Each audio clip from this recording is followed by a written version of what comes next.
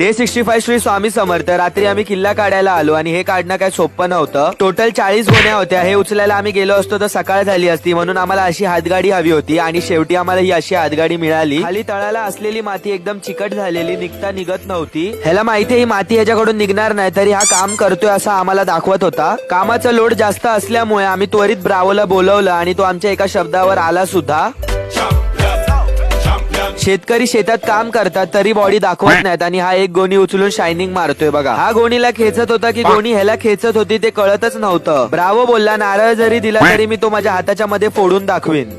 चालेल तू. पटपट गोण्या आम्ही गाडीवर ठेवायला घेतल्या. किल्ला बांधणं जसं कठीण होतं तसं किल्ला काढणं सुद्धा कठीण होतं. नंतर ही लोक गाडी घेऊन पुढे गेले. गाडी घेऊन जाणं तर सोपं आहे, आमच्या गाडीला टर्न बसतच नव्हता कारण की आम्ही एकाच वेळी त्याच्यावर खूप साऱ्या गोण्या ठेवलेल्या. हा गपचूप उभा होता पण ह्याच्या डोक्यामध्ये काहीतरी करण्याचा विचार होता. यांनी धागा टाकला आणि हा घाबरला आणि असा आजचा आम्ही दिवस